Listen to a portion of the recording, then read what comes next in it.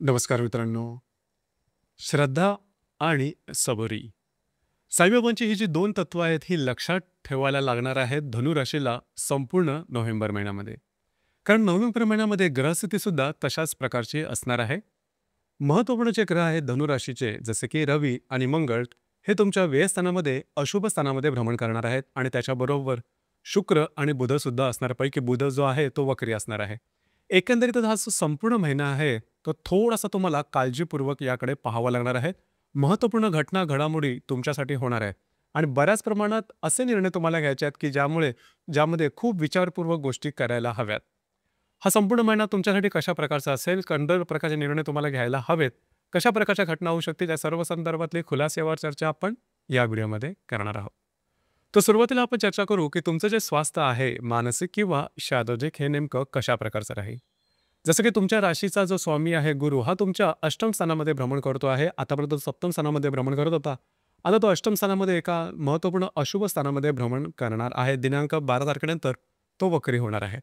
राशीचा number 1 चा अशुभ फलदायी ग्रह शुक्र, जो की तुमच्या दशम, लाभ आणि व्यय स्थानामध्ये भ्रमण करणार आहे. एकंदरीतच सांगायचं झालं तर या संपूर्ण महिन्यामध्ये थोडं स्ट्रेस, टेन्शन पाहिलं जाईल किंवा तुमच्या बाबतीत ते अनुभवायलाच तुम्हाला मिळेल. कारण व्ययस्थानामध्ये रवी, मंगळ आणि शुक्र, बुध असणार आहेत. काळजी घ्या. कुठल्याही प्रकारचे महत्त्वपूर्ण डिसिजन कुठल्याही क्षेत्राशी संबंधित असतील, ते छोटे असेल किंवा मोठे असेल, अजिबात घेऊ नका. रिस्क नावाची गोष्ट अजिबात घेऊ नका. खरं तर तुमची जी रास आहे, ही रिस्क घेते. पण रिस्क मात्र घेऊ नका, कारण गोष्टी तुमच्या विरोधात जाणार आहेत. काळजी घ्या. ही गोष्ट फार महत्त्वाची आहे. किंवा चॅलेंज दिलं, चॅलेंज घेणं, असा प्रकारही अजिबात करू नका. आर्थिक संदर्भातले सुद्धा महत्त्वपूर्ण जे काही निर्णय असतील, ते या महिन्यात अजिबात घेऊ नका. ही गोष्ट अतिशय महत्त्वाची आहे. जामीन राहणं किंवा एखाद्या गोष्टीसाठी आपण स्वतःला अरेला कार्य वगैरे करतो, तसा प्रकारही या महिन्यात करू नका. गोष्टी तुमच्या अंगाशी येतील, लक्षात घ्या. यानंतर आपण चर्चा करू, की तुमचं जे आर्थिक स्तर आहे, हा नेमका कशा प्रकारचा राहील. जसं की तुमच्या राशीचा जो धनेश आहे शनी, हा शनी तुमच्या चतुर्थ स्थानामध्ये भ्रमण करतो आहे. वक्री आहे. दिनांक 28 तारखेनंतर तो मार्गस्थ होणार आहे. राशीचा महत्त्वपूर्ण ग्रह मंगळ हा व्ययस्थानामध्ये स्वतःच्या राशीमध्ये असणार आहे, मात्र तो संपूर्ण महिना व्ययस्थानातच असणार आहे. राशीच्या अष्टमात गुरु भ्रमण करतोय, मात्र तो 12 तारखेनंतर वक्री होणार आहे. आणि राशीचा जो लाभेश आहे शुक्र, हा तुमच्या दशम, लाभ आणि व्ययस्थानामध्ये भ्रमण करणार आहे. एकंदरीत आर्थिक बाबतीमध्ये सुद्धा तुम्हाला अतिशय काळजीपूर्वक गोष्टी हाताळायच्या आहेत. कारण बऱ्याच प्रमाणात फसलं जाणं, फसवलं जाणं किंवा प्रलोभनाच्या मागे जाऊन मोठ्या प्रमाणात आर्थिक तोटा सहन करावा लागणं, अशा प्रकारचे काही अनुभव तुम्हाला या महिन्यामध्ये येऊ शकतील. तर त्या संदर्भात काळजी घेणं अतिशय गरजेचं राहील. ही गोष्ट फार महत्त्वाची राहील. याचप्रमाणे जर का तुम्ही शेअर मार्केटमध्ये ट्रेड करत असाल, तर मोठी रिस्क अजिबात घेऊ नका. मोठी किंवा छोटी कुठल्याही प्रकारची रिस्क घेऊ नका. जर का तुम्ही ऑलरेडी इन्व्हेस्ट केलेले असेल, तर मौनम सर्वार्थ साधनम या न्यायाने थोडंसं गोष्टीकडे पाहणं गरजेचं राहील. जर का तुम्ही कोणतीही कृती केली, तर ती तुमच्या विरोधात जाणार आहेत, लक्षात घ्या. अर्थात हा जो कालावधी, हा कालावधी जास्त काळासाठी नसेल. डिसेंबर महिन्यामध्ये परत गोष्टी तुमच्या फेवरमध्ये येते. परंतु या महिन्यामध्ये थोडंसं श्रद्धा आणि सबुरी, जे मगाशी सांगितलं, त्या संदर्भामध्ये काळजी घेणं गरजेचं राहील. गृहसौख्याबद्दल सांगायचं झालं, तर राशीचा जो चतुर्थेश आहे गुरु, हा तुमच्या अष्टम स्थानामध्ये भ्रमण करतो आहे. 12 तारखेनंतर तो वक्री होणार आहे. आणि राशीच्या चतुर्थामध्ये शनीसुद्धा आहे, तो वक्री आहे. आणि 28 तारखेनंतर म्हणजे या महिन्याच्या शेवटी तो मार्गस्थ होणार आहे. खास करून घरातल्या ज्या मोठ्या व्यक्ती असतील, वयोवृद्ध व्यक्ती असतील, त्यांच्या आरोग्याकडे लक्ष द्या. त्यांच्या आरोग्याच्या संदर्भातले काही त्रास अचानकपणे डोकं करू शकतील आणि टोकाच्या गोष्टीसुद्धा होऊ शकतील. या संदर्भात अलर्ट राहणं गरजेचं राहील. वास्तूच्या संदर्भातले कुठल्याही प्रकारची महत्त्वपूर्ण कामं, नवीन वास्तू घेणं, असलेली विकणं, वास्तूमध्ये रिनोव्हेट करणं, वास्तूच्या संदर्भातले उपाय करणं, हा भाग या महिन्यात करू नका. गोष्टी थोड्याशा वेगळ्या प्रकारे तुमच्या समोर येऊ शकतील. या संदर्भात काळजी घ्या. याचप्रमाणे लव्ह लाईफ किंवा रिलेशनशिपबद्दल सांगायचं झालं, तर राशीचा जो पंचमेश आहे मंगळ, हा मंगळ तुमच्या व्ययस्थानामध्ये स्वतःच्या राशीमध्ये भ्रमण करतो आहे. लक्षात घ्या. जर तुम्ही कोणाच्या रिलेशनशिपमध्ये असाल, गोष्टी टोकाच्या होऊ शकतील. अगदी छोट्या प्रमाणात गोष्टी सुरुवात होऊन त्या गोष्टी टोक गाठणं किंवा ब्रेकअपपर्यंत पोहोचणं, अशा प्रकारचे सुद्धा काही अनुभव तुम्हाला या महिन्यात येऊ शकतील. तर तडजोडीचं धोरण राखणं हे गरजेचं आहे. ज्या गर्भवती महिला, त्यांनी स्वतःच्या आरोग्याकडे खास करून लक्ष देणं गरजेचं राहील.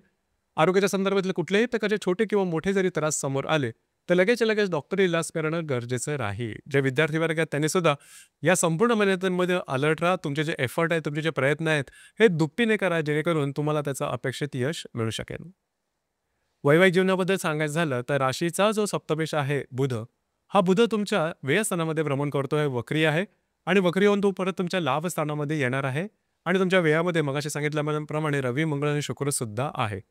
विवाहित असाल तर वैवाहिक जोडीदाराच्या आरोग्याकडे लक्ष देणं अत्यंत गरजेचं राहील. आरोग्याच्या संदर्भातले काही त्रास डोकं वर करू शकतील किंवा ते टोकसुद्धा गाठू शकते. वैवाहिक जोडीदारावर वादविवाद हे गेल्या महिन्यात सुद्धा तुम्ही बघितले ते म्हणजे साधारणतः ऑक्टोबर महिन्यामध्ये सुद्धा तुम्ही बघितले असतील. या महिन्यामध्ये सुद्धा तशाच प्रकारचे काय दिसून येतील. तर त्या संदर्भात काळजी घेणं, तडजोडीचं धोरण राखणं गरजेचं राहील.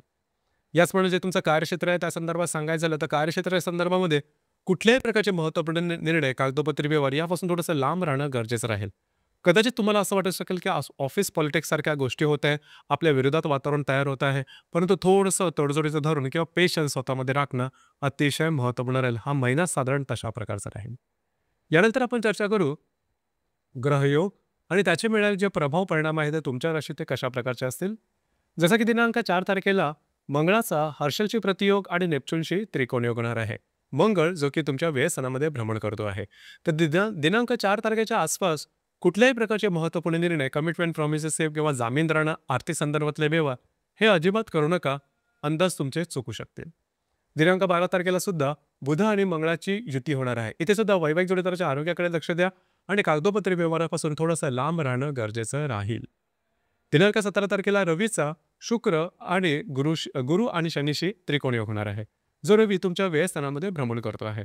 या दरम्यान घरातल्या व्यक्तींबरोबर कुठे बाहेर फिरायला जाणं, चांगला काळ व्यतीत करणं अशा प्रकारचे काय अनुभव तुम्हाला येऊ शकतील. परंतु हा लक्षात घ्या, हा तात्कालिक अनुभव आहे.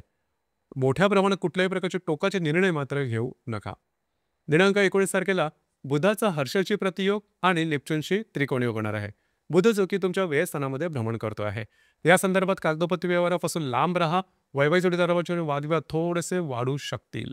दिनांक 21 तारखेला सुद्धा व्ययातला जो रवी आहे त्याचा षष्ठातील हर्षलची प्रतियोग आणि चतुर्थातील शनीशी त्रिकोणयोग होणार आहे, नेपच्यूनशी त्रिकोणयोग होणार आहे.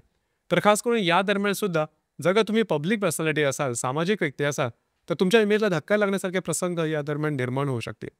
काळजी घेणं गरजेचं राहील. 22 आणि 26 तारीख आहे ही बरीचशी चांगली आहे. कारण 22 तारखेला व्ययातला बुध हा चतुर्थातील शनी आणि अष्टमातील गुरु याबरोबर त्रिकोणयोग करेल आणि 26 तारखेला तुमच्या व्ययातला शुक्र हा साधारणतः गुरु आणि शनी जे की तुमच्या अष्टमात आणि चतुर्थात आहेत दोघांबरोबर त्रिकोणयोग करणार आहे. अर्थात या तारखेदरम्यान काही चांगले अनुभव तुम्हाला निश्चित येतील. खास करून वैवाहिक जोडीदाराचे नातेसंबंध जे ताणले गेलेले होते संपूर्ण महिन्यामध्ये ते बऱ्याच प्रमाणात पूर्ववत होतील. आणि दुसरी महत्त्वाची गोष्ट म्हणजे कागदोपत्री व्यवहार, कमिटमेंट, प्रॉमिसेससाठी सुद्धा चांगला कालावधी राहील आणि तुम्हाला काही चांगले अनपेक्षित लाभ या दरम्यान मिळू शकतील. दिनांक 30 तारखेला शुक्राचा परत हर्षलची प्रतियोग आणि नेपच्यूनशी त्रिकोणयोग होणार आहे. आरोग्याकडे थोडंसं लक्ष देणं गरजेचं राहील. आरोग्याच्या संदर्भातले काही त्रास या दरम्यान डोक्यावर करू शकते. या महिन्याची जी पौर्णिमा आहे ती दिनांक 5 तारखेला आहे आणि जे अमावास्या आहे ती 20 तारखेला आहे. पौर्णिमा आणि अमावास्याच्या दरम्यान रविचंद्राचं आकर्षण पृथ्वीकडे थोडंसं जास्त असतं. आपण जास्त भावनातीत होतो आणि भावनातीत होऊन घेतलेले निर्णय हे चुकण्याची शक्यता जास्त असते. तर या संदर्भात या महिन्याच्या 5 आणि 20 तारखेला कुठल्याही प्रकारचे महत्त्वपूर्ण निर्णय घेणं, वादविवाद जात जाणं किंवा नवीन गोष्टींची सुरुवात करणं अशा गोष्टी करू नका. तर मित्रांनो, हे होतं धनुराशीचं नोव्हेंबर 2025 करताचं संपूर्ण राशीफळ. धन्यवाद.